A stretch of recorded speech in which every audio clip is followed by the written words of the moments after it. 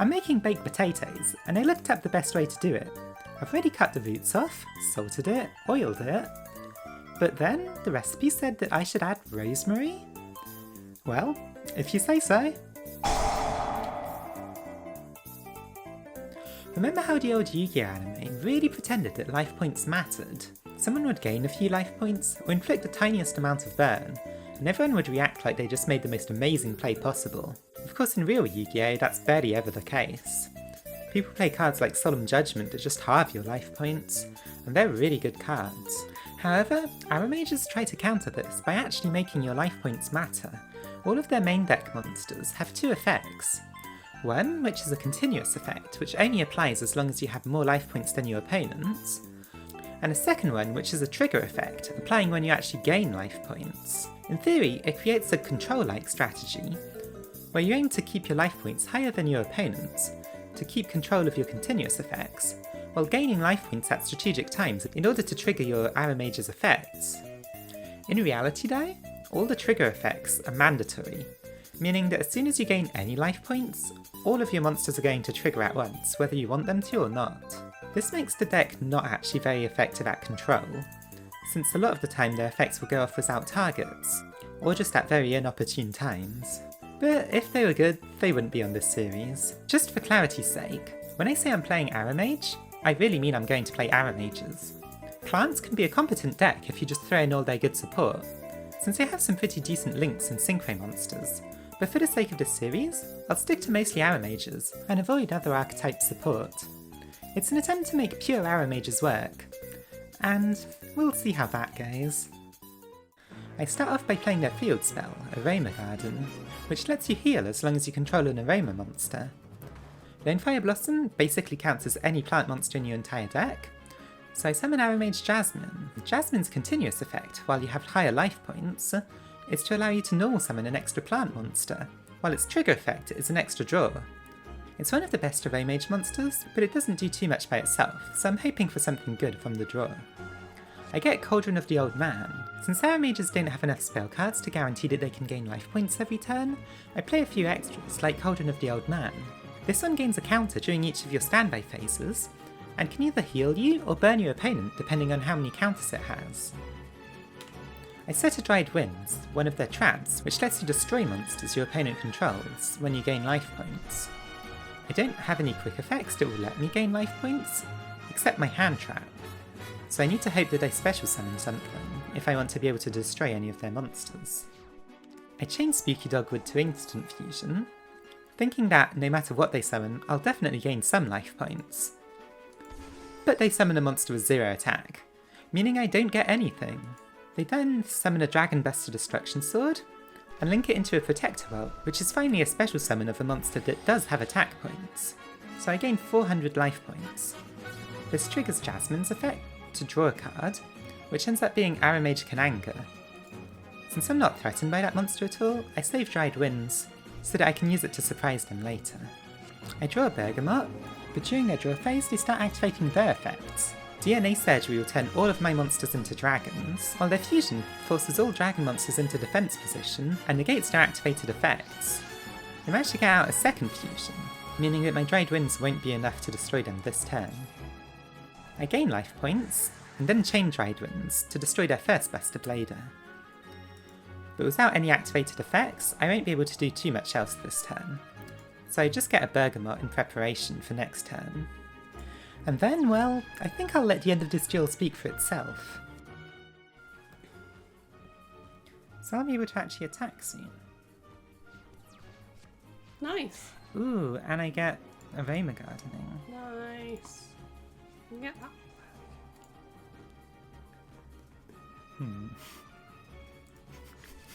Bold! It's quite the decision. Not DNA surgery, huh? Right now it doesn't matter that they're dragons or not. It's an aroma garden plants. But it's just an aroma Aroma again. gardening. Right, so this is 4,000 plus 2, so that's 6,000. Yeah, I don't have lethal unless... Hopefully this will be enough. Cauldron of the Old Man for game! You should have done it in main phase 2 for comedic effect. Or I can kill them with Jasmine for comedic effect. You laughed at me that I put this in attack mode. It's true, I did laugh at you when you put it in attack mode, and you were right. You could have gotten a Talia for your triangle. Talia's in my hand. Non-targetable. Oh, rip.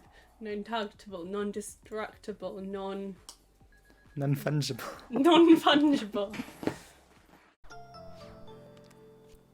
I once again start off by summoning a Lone Fire Blossom. Going into an Evil Thorn. Evil Thorn tributes itself, doing a slight bit of burn to your opponent, and summoning 2 different Evil Thorns from your deck. This is good because it lets you not only have more life points than your opponent, but have 2 monsters out, which is enough to go into Aromages Jasmine. Since I have higher life points, Aromages Low can special summon itself from my hand. And then, Aromages Jasmine can tribute it to summon a different plant monster from my deck. The one I summon is Aromages Marjoram, who I mostly play because it's level 5, along with Aromages Angelica, who's a level 1 tuner. Since Laura went to the graveyard, I gain 500 life points, which lets me search any plant monster with the link too. I send Angelica to the graveyard, gaining life points and then special summoning it, to make Aromases Sweet Marjoram. This is basically the deck's boss monster. Not only does it give you targeting protection if you have higher life points than your opponent, but it also searches one of their traps. And it can destroy a card on your opponent's field whenever you gain life points. This is what you want to try and do turn 1. Sweet Marjoram, who's immune to targeting through its own ability, and immune to battle destruction thanks to Jasmine, and then a search for a trap which will allow me to gain life points on command. It's not a very strong end board, but it's about as good as this deck does. My opponent starts with an Extravagance, drawing 2 cards, before summoning an Inspector Border. I realise they're probably playing some kind of stun deck. Luckily, with a Synchro and a Link out, I can use my Blessed Winds to destroy their monster, searching a card while I'm at it. They place some face downs, and then go into my turn. They activate Lose 1 turn, confirming that they are playing a stun deck. Luckily, my best monsters are already on the field, so it doesn't actually affect me too much, since this deck really doesn't do too much in the first place.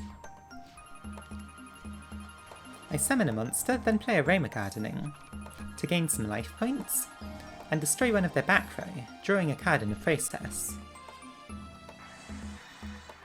I get an extra normal summon, and then gain even more life points to return the other face down. Since my monsters were actually extra normal summons, they all weren't affected at all by the Lose 1 turn, and my opponent surrenders. Real talk though, Marjoram there. Yeah? What herb is Marjoram?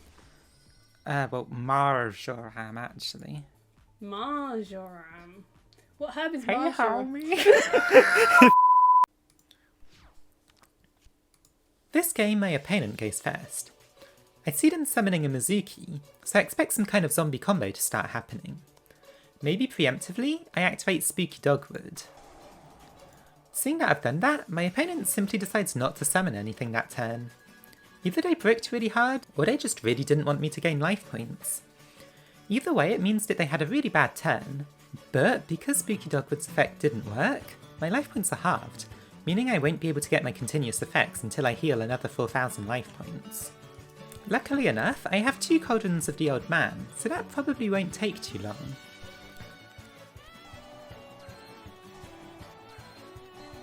I play both of my Cauldrons, and then play an Evil Thorn which I drew, burning them slightly, and getting 2 more monsters out. I activate my second Cauldron of the Old Man to get a search with Jasmine. To search a normal Jasmine. I can't summon it though. I destroy their Mizuki, and end my turn. They play a Shiranui Solitaire to get a Glow Up Bloom out, and then bring the Solitaire back by banishing Mizuki.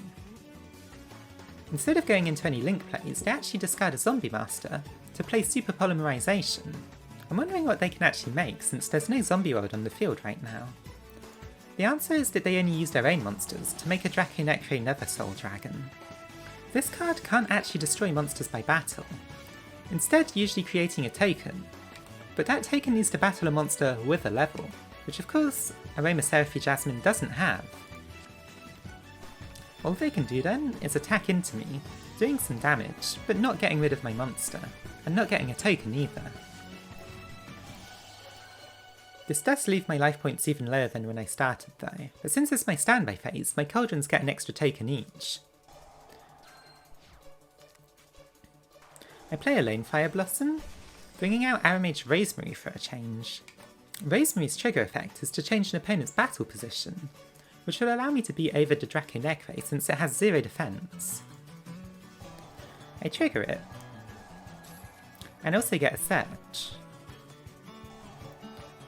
Since I won't be able to do too much else this turn, I tribute the Rosemary to make a Bergamot, and then link the Bergamot and a Jasmine into another Jasmine. This lets me use Angelica's effect to target Bergamot in the graveyard. It has the highest attack out of all the main deck Aroma monsters, so I'll be able to gain the most life points by targeting it.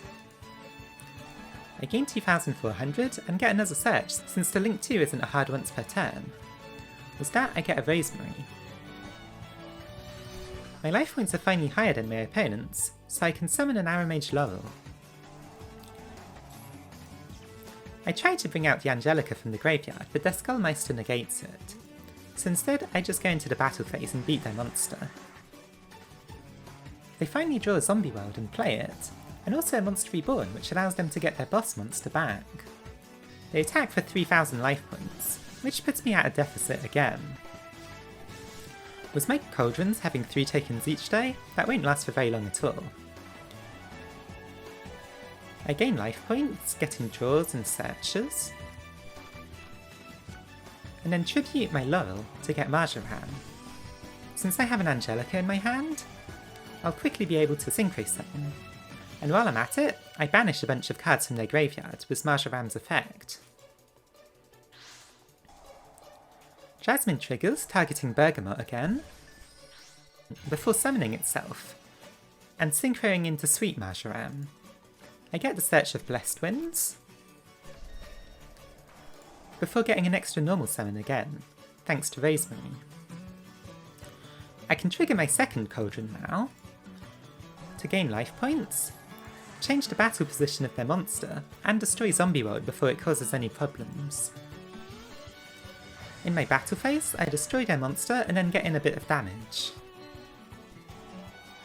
They Harpy's Feather Dust to me, so I quickly chain a Blessed Winds just to get a monster out from the graveyard.